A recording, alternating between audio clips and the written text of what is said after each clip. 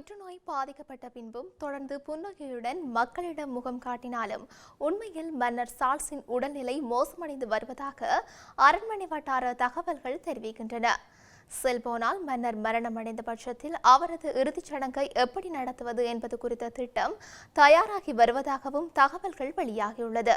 நம் நாடுகளில் தலைவர்கள் உடல்நலம் பாதிக்கப்படும் போது அவர்களுடைய மரணம் குறித்து ஊடகங்கள் எதுவும் பேசுவதில்லை. ஆனால் மேலை நாடுகளில் அப்படியல்ல. திடீரென நாட்டின் தலைவர் மரணமடைந்தால் அவரது இறுதிச் சடங்கை எப்படி நடத்துவது என்பது குறித்து வெளிப்படையாக ஊடகங்களில் செய்திகள் வெளியாகின்றன.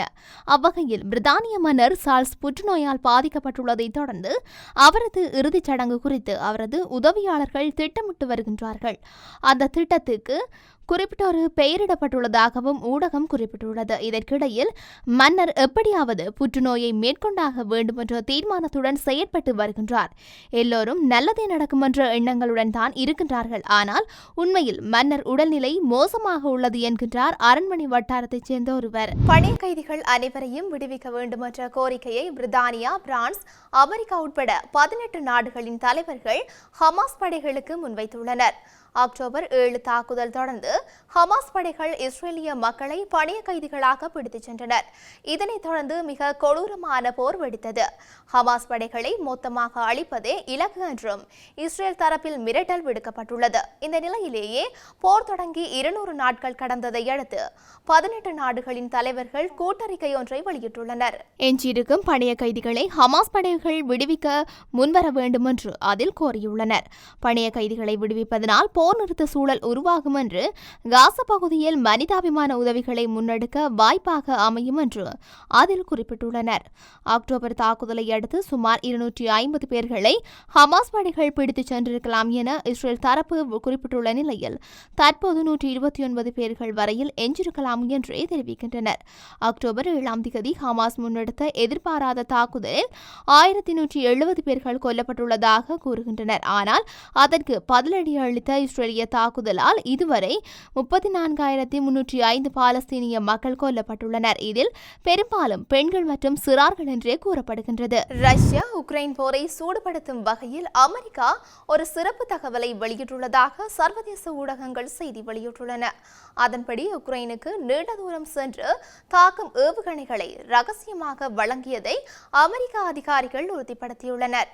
மார்ச் மாதம் அமெரிக்க ஜனாதிபதி ஜோ பைடனால் அங்கீகரிக்கப்பட்ட $300 மில்லியன் உதவி பொதியின் ஒரு பகுதியாகவும் இந்த ஆயுதங்கள் இருப்பதாக கூறப்படுகின்றது.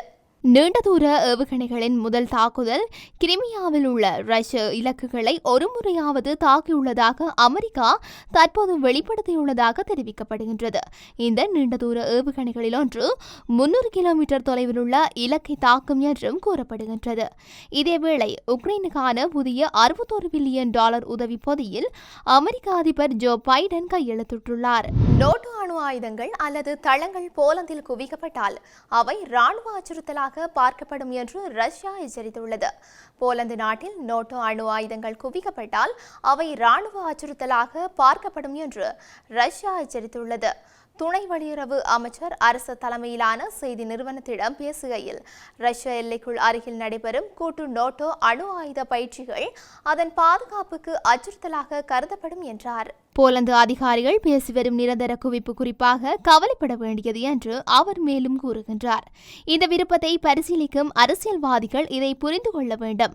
இதுபோன்ற நடவடிக்கைகள் போலந்து நாட்டின் பாதுகாப்பை மேம்படுத்தாது. மேலும் தொடர்புடைய வசதிகள் தவிர்க்க முடியாமல் தாக்குதல் இலக்காக இருக்கும்.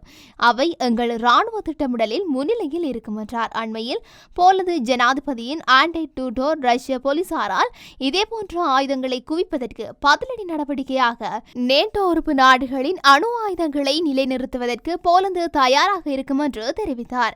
நேட்டோவின் கிழக்கு பக்க பாதுகாப்பை வலுப்படுத்துவதற்காக அணு ஆயுத பகிர்வு திட்டத்தில் எங்கள் நேட்டோ கூட்டாளிகள் அணு ஆயுதங்களை குவிக்க முடிவு செய்தால் நாங்கள் தயாராக இருக்கின்றோம் என்று டூரோ கூறினார். அரசாங்கத்தின் நடவடிக்கைகள் குறித்து கனடிய மக்கள் அதிருப்தி வெளியிட்டுள்ளனர்.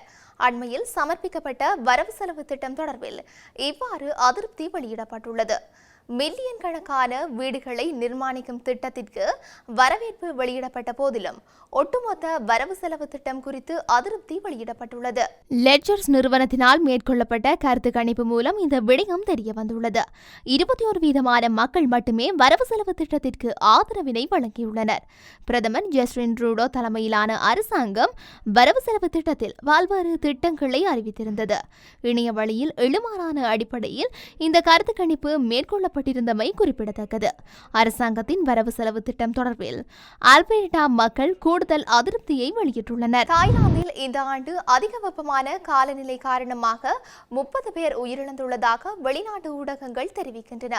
தெற்கு மற்றும் தென்கிழக்கு ஆசியா முழுவதும் மில்லியன் கணக்கான மக்கள் கடுமையான வெப்பம் காரணமாக பாதிக்கப்பட்டுள்ளதாகவும் தெரிவிக்கப்பட்டுள்ளது. தாய்லாந்தின் பாங்காக்கில் வெப்பநிலை 52 டிகிரி செல்சியஸ் வரை உயரக்கூடும் என அதிகாரிகள் எச்சரித்துள்ளனர். நிலவும் காலநிலையை கருத்தில் கொண்டு குறித்த பிரதேசத்தில் உள்ள பாடசாலைகள் மூடப்பட்டுள்ளதாக வெளிநாட்டு ஊடகங்கள் செய்தி வெளியிட்டுள்ளன. இதேவேளை பிலிப்பைன்ஸில் அதிக வெப்ப தாக்கம் காரணமாக இந்த ஆண்டு இதுவரை 6 பேர் உயிரிழந்ததாக அந்த நாட்டின் சுகாதார அமைச்சகம் தெரிவித்துள்ளமை குறிப்பிடத்தக்கது. இத்தாலி அரசின் தலையீட்டை தொடர்ந்து சிகிச்சைக்காக இங்கிலாந்திலிருந்து இத்தாலிக்கு ராணுவ விமானத்தில் குழந்தை கொண்டு செல்லப்பட்டது.